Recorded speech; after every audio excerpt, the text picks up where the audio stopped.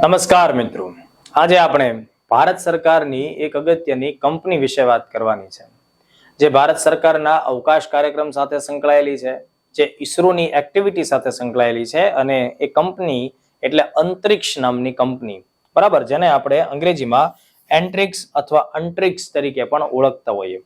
Already આ એક IMP company છે પરીક્ષા માટે, કે જેનામાંથી ઘણી બધી વખત તમને સ્ટેટમેન્ટ વાળા ક્વેશ્ચન્સ પૂછવામાં આવેલા છે. તો એકદમ શ્યોરિટી સાથે આજ હું તમને જે નાનો એવો લેક્ચર આપું અને એમાં જેટલી ઇન્ફોર્મેશન આપું છું એ બધી જ ઇન્ફોર્મેશન જો તમે યાદ રાખશો તો ડેફિનેટલી ભવિષ્યમાં ફરી વખત કોઈ પણ સમયે જો આના ઉપર પ્રશ્ન પૂછાય તો એનો જવાબ 100% તમારો સાચો પડશે.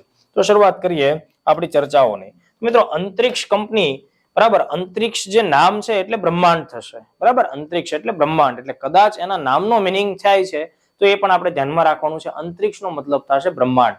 બ્રહ્માંડને યુનિવર્સ પણ કહી શકાય, તેને કોસ્મોસ પણ કહી શકાય. આપણે સંસ્કૃતમાં તેને અંતરિક્ષ કહેતા હોઈએ. તો આખું નામ આ કંપનીનું છે મિત્રો, એ છે અંતરિક્ષ કોર્પોરેશન લિમિટેડ, જે બેઝિકલી ઈસરોની વાણિજ્ય શાખા છે. વાણિજ્ય શાખાનો મતલબ થશે કે એક એવી કંપની કે જે ઈસરોની વિવિધ પ્રકારની સર્વિસ કે પ્રોડક્ટ્સનું માર્કેટિંગ કરતી હોય.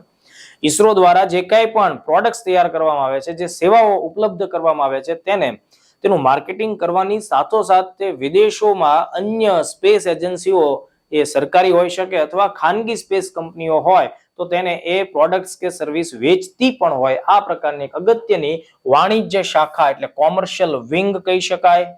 ઓકે, કોમર્શિયલ આર્મ, બરાબર, કોમર્શિયલ આર્મ, આ પ્રકારના શબ્દ પણ વાપરી શકાય. તો આ એક વિગત આપણે ધ્યાનમાં રાખશું, ઈસરોની વાણિજ્ય શાખા છે.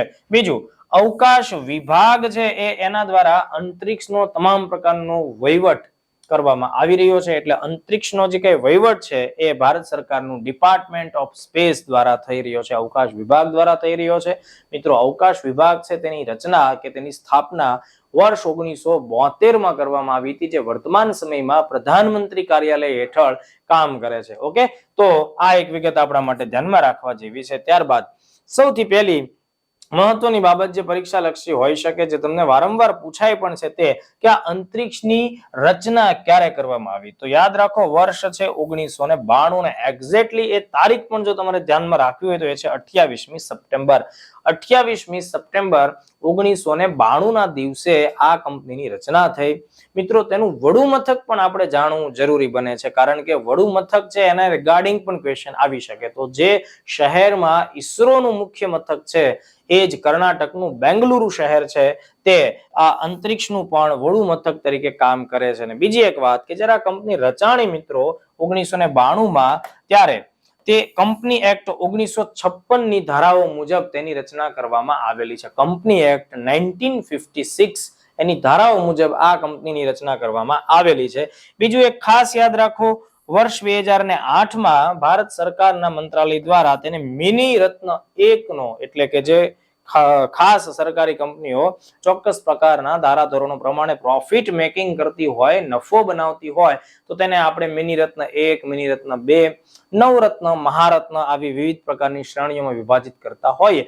તો અહીંયા આપણે એ જાણવું બહુ જરૂરી છે કે અંતરિક્ષ નામની જે કંપની છે ભારત સરકારની, તે વર્તમાન સમયમાં મિની રત્ન 1 નો દરજ્જો ધરાવે છે. અને આ મિની રત્ન 1 નો દરજ્જો અંતરિક્ષ કંપનીને કયા વર્ષે મળે છે? વર્ષ 2008માં મળે છે. તો બધા most IMP facts and details છે જે તમને પ્રિલિમ્સમાં ખૂબ ઉપયોગી સાબિત થશે. કદાચ માની લો કે તમને લોકોને અંતરિક્ષનું મુખ્ય કાર્ય પૂછે તો જે ઈસરોએ પોતાની વેબસાઇટ ઉપર આપ્યું છે એ જ વસ્તુ હું તમને ગુજરાતીમાં રજૂ કરું છું. વસ્તુ એ છે કે ભારતીય અવકાશ કાર્યક્રમ હેઠળ, એટલે કે ઇન્ડિયન સ્પેસ પ્રોગ્રામ હેઠળ જે કાંઈ પણ તૈયાર કરવામાં આવેલી વસ્તુઓ કે સેવાઓ, એટલે કે ઈસરો દ્વારા અથવા અન્ય સંસ્થાઓ દ્વારા કે જે ભારતીય અવકાશ કાર્યક્રમ હેઠળ કામ કરે છે, એમના દ્વારા જે પ્રોડક્ટ્સ કે સેવાઓ તૈયાર કરવામાં આવે છે, તેને કોમર્શિયલ બેઝિસ ઉપર આંતરરાષ્ટ્રીય બજારમાં અને રાષ્ટ્રીય બજારમાં પણ તેને પ્રોત્સાહિત કરવી અને તેનું વેચાણ છે એ આગળ વધારવું.